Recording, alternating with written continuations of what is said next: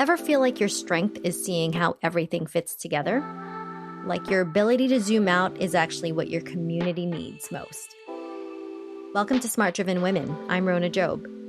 Here, impactful leaders and entrepreneurs come to share how they navigate their complex careers and personal lives. Our guest today is Aliyah Gaskins. She is the mayor of Alexandria, Virginia. Mayor Aliyah Gaskins is the first African-American woman elected mayor of Alexandria, Virginia. Before that, she won a city council seat in her first campaign with the second highest votes out of 13 candidates. The issues driving her leadership: health, housing, education, public safety, and urban vitality. These have shaped Mayor Gaskins' entire career as a public health strategist and city planner. She's been recognized as a Washington Business Journal 40 Under 40 honoree and as a Bloomberg Harvard City Leadership Initiative Fellow. Mayor Gaskins holds a bachelor's from Vanderbilt University, a master's in public health from the University of Pittsburgh, a master's in urban planning from Georgetown, and a certificate in municipal finance from the University of Chicago. Alyia lives in Alexandria's West End with her husband, 2 kids, and a beagle. Mayor Gaskins, welcome. Thank you so much for having me. I'm excited to have the conversation. Me too. I'm so honored to tell your story, hear more about your journey in getting here and your day-to-day and how you are managing both running a city, running a household, and being impactful in so many different areas of your life. So truly, we're honored. Welcome. We always start off our podcast with some rapid fire. So I hope you're ready. Okay. First question: coffee or tea in the morning? Coffee. What's the last book you finished? Honestly, last night, bedtime with my kids, Go Dogs Go. Ooh, I do like that one. One word to describe your leadership style. Creative. Favorite app on your phone?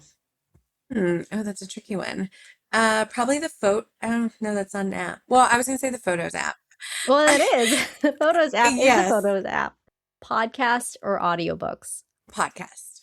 Who's a professional role model for you? I don't know that I have one right now. I'm finding a lot of support from just other mayors across the country. So I'd say there's probably a group of like 5 or 6 that are really supporting me at this time. It's great to have a support system. One cause you are passionate about? Childhood hunger. Mountains or beach for vacation? Mountains. Best career advice you've ever received? Don't be afraid to be you in every moment and in every space that you're in. Oh, I love that. Authenticity. And last question: what trend in your industry excites you most right now? Ooh, that's a good one. I would say, and I just started this, I'm doing like a daily video, but I'm seeing a lot more mayors like really leveraging social media and telling their story, communicating about how we're delivering services. So I don't know, I find that exciting and the way we should be communicating with our residents. Yeah, new communication Yes. trends. I love it. Now we're going to jump right into some questions, and I'm really excited for these. And as with all of our podcasts, we always start with, before you started your professional career journey, did you consider yourself driven? And when did it start? I have always considered myself driven, and it started at a really young age. For context, I was raised by a single mom. My mom, Francine, has asthma, diabetes, sarcoidosis, one lung, and a number of other health issues. And so when I was little, some of the first things that my mom taught me were like, how do I call 911? How do I open the door for the firefighters? How do I make sure that everyone is okay? And this is probably before I even reached kindergarten. And so I think at a young age, I began to understand a lot more about sort of my role in the family and also began to start thinking about the person I want to be for my family. And because of that, I know I got a job at a really young age, was always trying to figure out how to hustle or get good grades or do whatever I Mhm. could so that I could be like a source of stability and support for my mom, but like my larger family. And I think that drive has stayed with me and spills into my friendships, into my leadership style, and just also the urgency I feel for some of the issues that people in my community are facing. That must have given you a ton of confidence, like at 4 years old, knowing I can call the fire department if I have an issue, or I can call, so and so if I have an issue. I think when I think back on it now, definitely. As a kid, I thought of it as more like, I have no idea why this is my normal. And like other kids I talk to, this Mm, is not the type of thing they're doing. Like, why don't other kids know their phone number or their address? yeah. But as I've gotten older, I think it's definitely helped me be very secure in when I'm in a chaotic situation or when I'm in a moment where nobody else knows what to do. How do I ground myself, take a deep breath, and like figure out just that small Mm. step I can take? Is that something you knew how to do even going through, elementary school, middle school, and high school, maybe? Because not a lot of kids, I mean, even these days with all the information they have, know how to like ground themselves. I mean, I certainly didn't as a young child. Like, if I'm overwhelmed, now I do as an adult, but as a child, you don't go, let me pause, let me breathe, let me move forward. It's definitely something that had to be learned.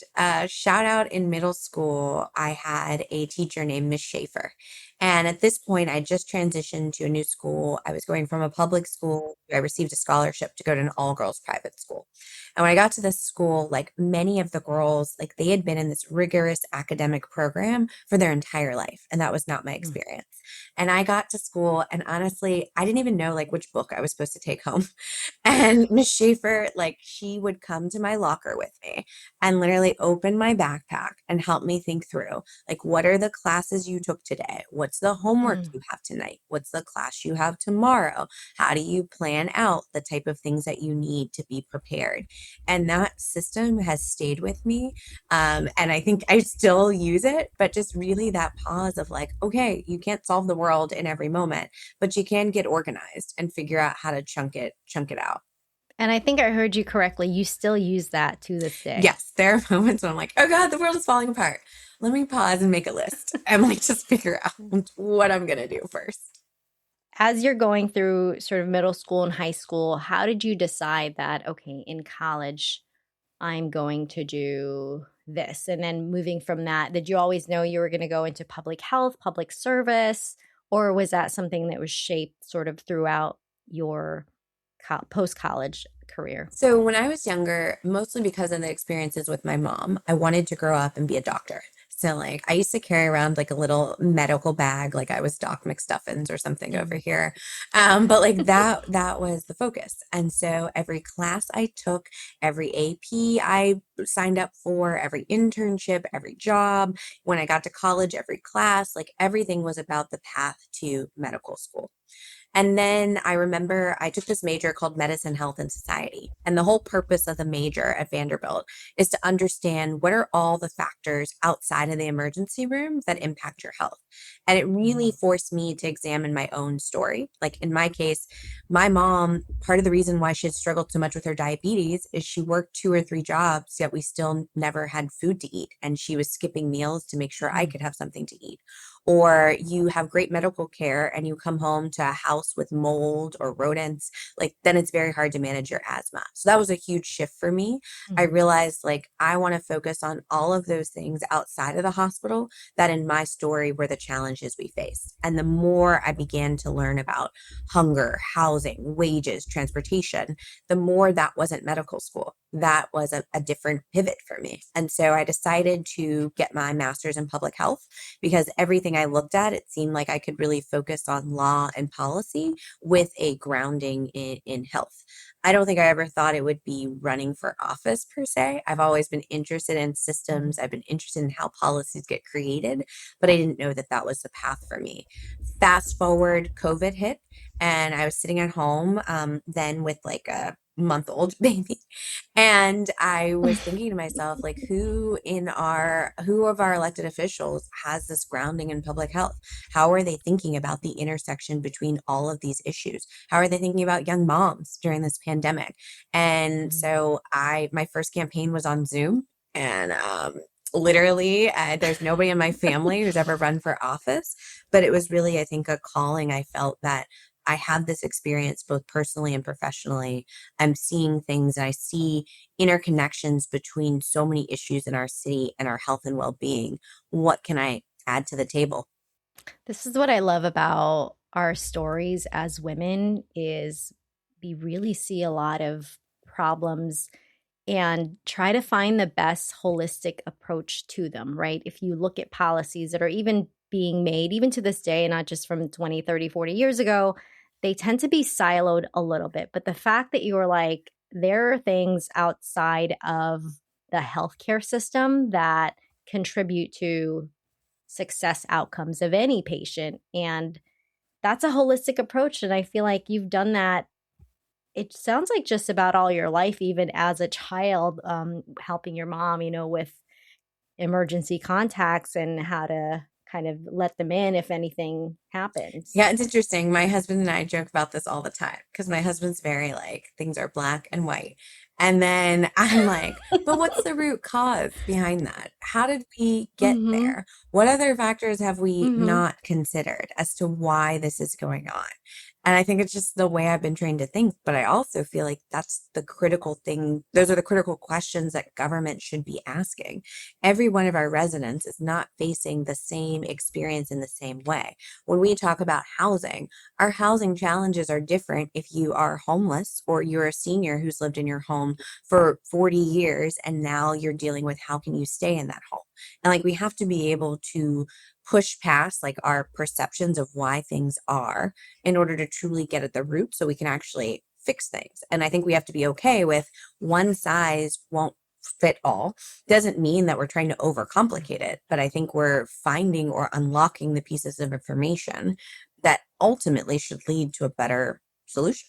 How did you go from master's in public health and let me connect that to urban planning? Because looking at it from paper, I'm going, yep, yep, yep, yep, absolutely makes sense that she's mayor. But I'm sure at the time you didn't think about it. I mean, it wasn't until COVID sitting at home with a 1 month old going, we should do something about this in general, about how people live and react to these different environmental, causes that we have no control over. But how do you go? Yeah. I mean, for me, I'm looking at your resume and I'm like, yeah, of course she's mayor. But at the time, I'm sure, going from public health to urban planning, what drove that? So it's funny. The resume looks very planned, but that is not the way it happened in real life. I think honestly, it was driven by I kept asking questions. So when I graduated from my master's in public health, I came to DC to work at an anti-hunger organization.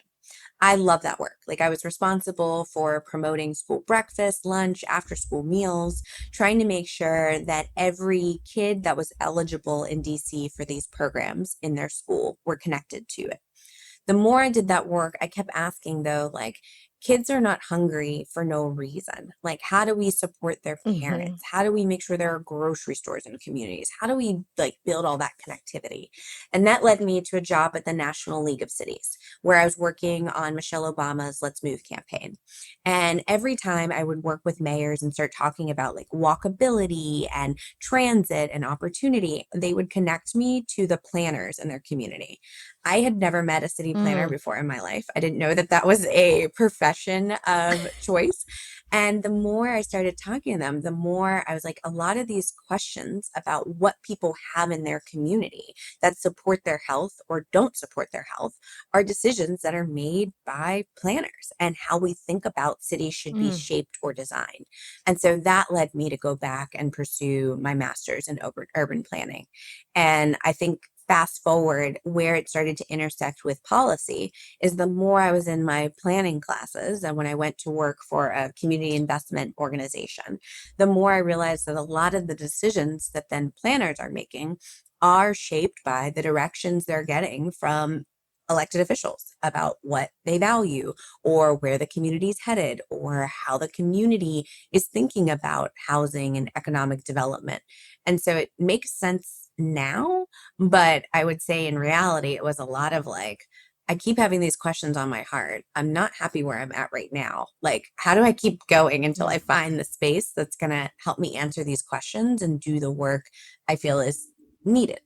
I know when you say it kind of looks like it's planned, but really, I think it's your curiosity taking you deeper and deeper and deeper into how does how is any government how should any government provide a holistic approach to solving A, B, or C that affects really everybody. And I would say you learned, like, I would say to anyone listening, you learn to pivot. Like our stories aren't meant to be Mm-hmm. linear. And I can tell you when I was applying for Right. jobs from grad school to different like nonprofits, everyone would ask me like, well, what does like your chemistry background have to do with this? Like you have all these classes in organic chemistry and biology. What does that have to do with anti-hunger work? And the way I began to learn to explain it was like at the end of the day, I've taken all these classes, done these internships in looking at how things react when they come together. That may not look like on paper that I understand policy and systems, but that's exactly what it is. Understanding how two chemicals react and the situation they create, Mm-hmm. in some ways, is the same as thinking about what happens when we put two departments together and try and figure out how they could better collaborate. What happens when we put two community partners or three community partners? What's the type of reaction we're trying to build towards? And how do we think about all of the different factors that are necessary for that success? So I don't think I knew that sitting in like a chem and my organic chemistry 101. It's just as I've gotten through, I was like, well, these things aren't separate. They don't have to be separate. All of the expertise I have for Mm-hmm. some reason or another, I believe I was meant to be in those classes too. And there's got to be a way to apply it just differently. And I love that you were part of the NLC. I mean, what a great way to collaborate and learn from other city planners, mayors, everyone else who's, working in that field to share their knowledge with you. To this day, I'm sure they do. As you're going through sort of your career journey in education, in city planning, in public health, how have you decided in designing also your personal life, right? It's hard to say that because I feel like as women, our lives are integrated. There's really kind of no professional and personal. They're kind of one and the same because they point towards the impact that we want to make, whether it's at home or at work.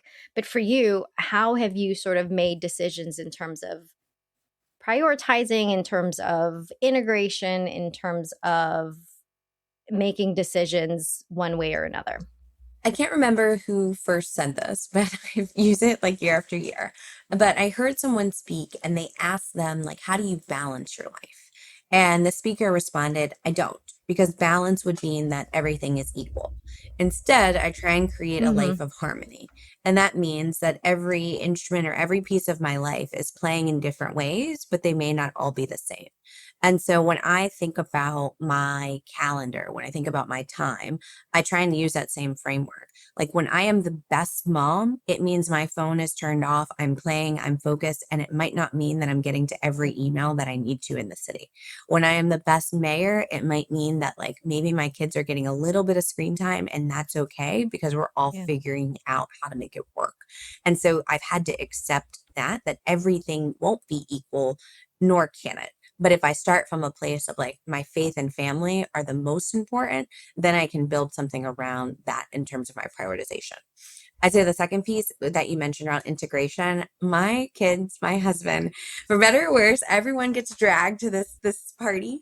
And it's a part of like understanding that mommy's work gives her joy, but also this is all of Yeah. our community and all of us have to be a part of it.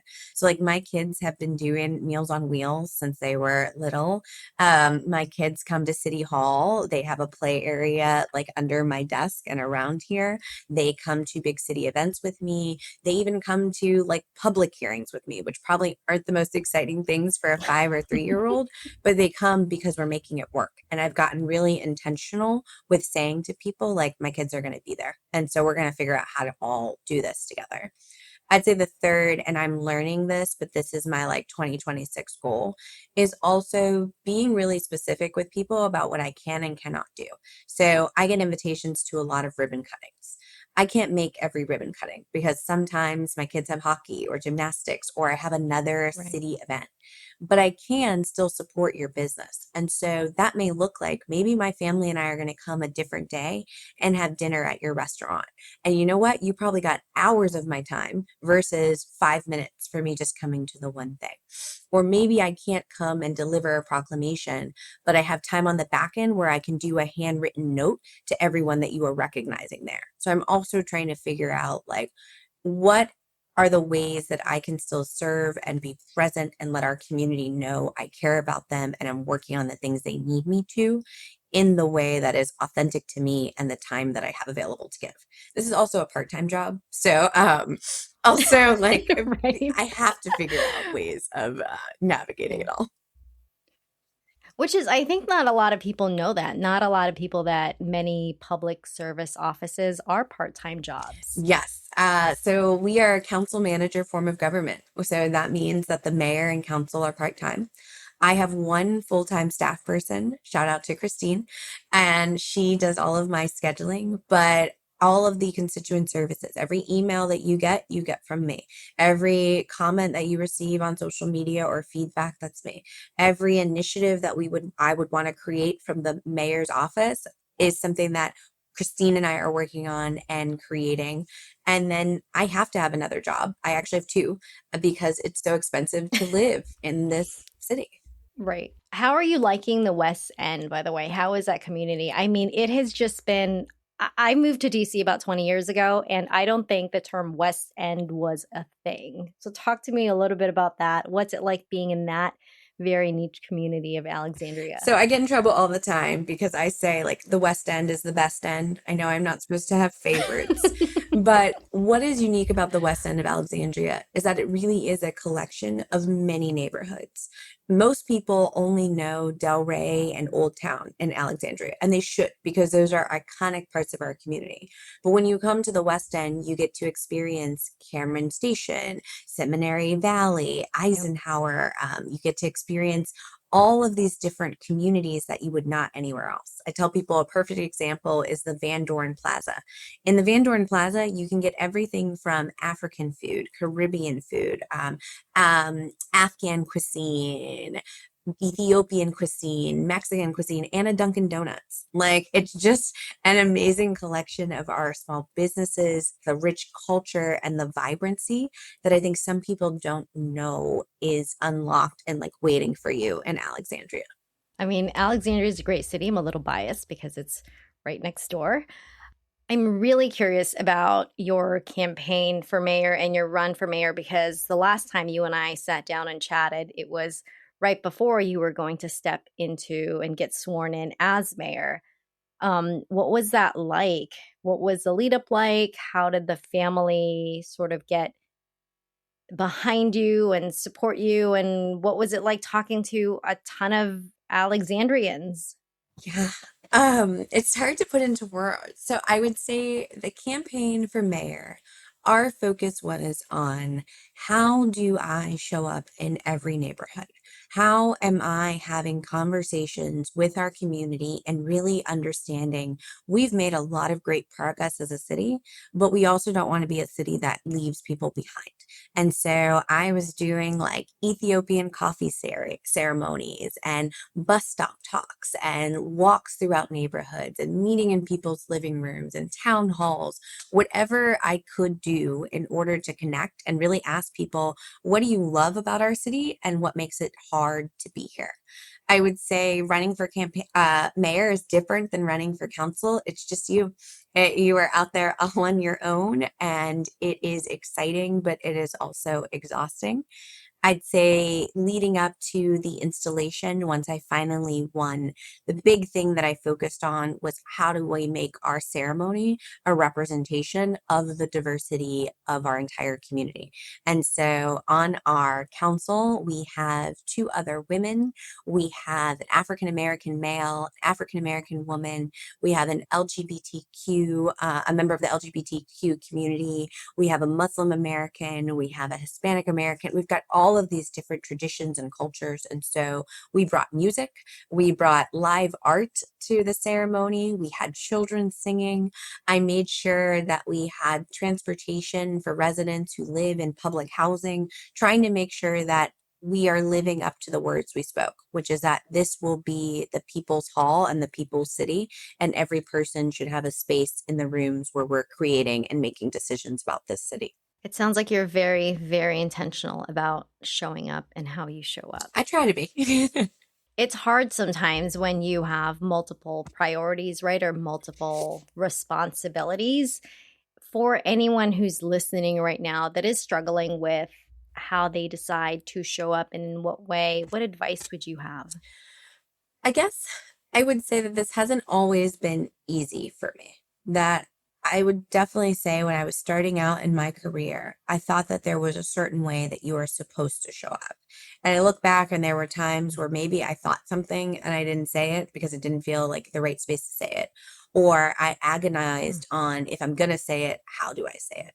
I think now I'm in a phase where I'm getting much more comfortable with myself and reminding myself that people elected me to be who I am. And the only way I can serve is to be genuine and authentic. And that means I will not always get it right. That means I am still learning every day, but it's okay. And so every day I'm trying to, in my prayers and in the spaces I step in, use it as a little bit of a testing ground to say, like, okay, let's try it.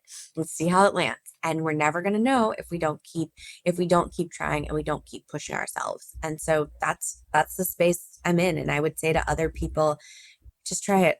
Just try it. And it'll feel uncomfortable. It'll feel a little bit crazy, but every day you find a little bit more about yourself until you fully feel comfortable and full in the person that you are. And when you show up like that, people notice. When you're not showing up like that, it's amazing to me how many people notice that as well. And I didn't realize that. Keep testing, keep trying. With this intentionality of showing up authentically, trying, shooting those shots because you miss, what did they say? You miss 100% of the shots you don't take, right? Talk to me about times in your journey where it got difficult and you were thinking about, should I pivot? Should I quit? Should I adjust? What do I do? What drives those decisions to go one way or another? You've caught me at the right moment. I am in, so it is February 2026. I'm not sure when this will air, but if you are in the DMV, I think you are sitting with me in the snowstorm from hell, and it has been exhausting. We are on day 9 of our snow response. And I can tell you that in the city of Alexandria, we started preparing like a week before this storm, getting out there, salting roads, pre-treating them, bringing in additional crews and equipment, all of the things that you would think you're supposed to do when planning for an emergency. And then the snow came, but it wasn't just snow, it was ice and freezing rain. And it has been, I think they're calling it snowcrete. It has been insane Yes. trying to get through these layers. And so there's still snow all around our city. At the same time, while many people understand the complexity of this response, this has been the first time as mayor where I have received some of the most hateful, mean, name calling comments that I knew were out there. I just had not yet received them and not in this volume. So that has been a time where I think probably like 5 times in the last week, I've said to my husband and friends, like, what am I doing? Why am I doing this? Why do you try so hard and people can be so mean? Why do you spend so much time explaining and sacrificing for people who, no matter what you say to them, they don't care. Like they are Mhm. just, it will never be good enough. And that hurts. I recognize I'm in a position where I'm subject to greater accountability and scrutiny. I signed up for that and I get that. But the threats on my family, the threats on me, that's not part of it. And it shouldn't be for Mhm. anybody, whether you're an elected official or I think I posted the other day, whether you're a waitress who mess up somebody's check. And so it's definitely been a time where I've been like, what am I doing? And am I in the right space? What has helped me get through it has been my faith, has been support from my family, has been those residents who do drop a line to just say, like, thank you and keep going. And honestly, connecting with other mayors who have said, like, there are really hard times. That's part of the job, but it doesn't mean that you're not supposed to be there and that you can't see it now, but you're doing really good work and you just have to stay focused on that. So, yeah. I'm writing that down. There are really hard parts of the job, but it doesn't mean that you're not supposed to be there. Because I think whether you're a mayor, whether you're leading a company, whether you're leading a team, you do get those hard moments and you're like, I don't know why I'm doing this. Yes. But you are supposed to be there. We're here for impact. We're here for progress. And I love that you keep showing up authentically day after day. We only have a few minutes left. So before we end, I would love to hear a little bit more about what you would say to somebody who maybe had written you, or maybe you've gotten this email before who'd written to you and said, I'm really inspired about what you do. I'd love to be in a city council someday. I'd love to be mayor someday. I'd love to be an elected official someday. What advice would you have for them in terms of starting out or considering it or researching it to get to where you are? So first and foremost, I would say if you're thinking that, keep thinking it and let's find a way to make it happen because there are too many problems to be solved and there's a lot of good people who have ideas that we need, but we stop short of actually running. I'd say second, if you are, whether you're in a small town or you're in Alexandria or you're in a big city, most elected officials have some sort of internship or shadow program. Go see what it's like. I think everything I thought about this role is very different than what it's actually like when you're in it. So go spend time. I know if you were in the DMV, send me a note. We do everything from if you want to stay with me for one day and just follow me around, or you're able to do a virtual internship or you're able to do something in person. We try and be flexible so that as many people have access to what's going on as possible. Third, I'd say if you can join a board or commission in the city of Alexandria, we have like 80 boards and commissions, everything from public health to environmental policy to HIV and AIDS. So join a board or commission so you can actually see how the policy work gets done and see if these are issues that you're passionate about and interested in. Amazing. Thank you so much for the advice, the insights. My gosh, I mean, there's so many quotable moments that I tried not to write so fast because I really want to be in this moment. But I do appreciate your time. One last thing, and I know I said this before, one last piece of advice for any smart, driven women out there that you wish you'd gotten when you were younger. I would say give yourself grace. My younger self used to strive for perfection. It was a long time until I realized that perfection isn't actually possible. What is possible is you showing up as your best self every single day. And that may mean that that is different. One day you are not the bubbly, joyful person, but you showed up anyway. So give yourself grace and a round of applause because you still showed up. It might mean other times that you are filled with a joy you can't explain and no one else will get, but don't let them break it because you are having a good day. And I think grace has now become my word of the year for probably the past 5 years. Mm. But it reminds me in each moment that, like, it's all going to be okay. And so, whether you are doing what you want to do right now or you're striving for whatever the next thing is, you're having a good day or a bad day, I think constantly remember that mantra of grace and that you are doing enough, you are more than enough, and you are exactly where you are supposed to be. Thank you. Thank you, Mayor Gaskins. I hope everyone had an amazing time listening, just as I had such an amazing time having this conversation with you. For those listening, if you are not already following Mayor Gaskins on Facebook, YouTube, Shorts, Instagram, Blue Sky, and X, she does daily updates of her life as a mayor, which I think if you're interested in ever getting into public service, that is a great way to start taking a look at what's happening.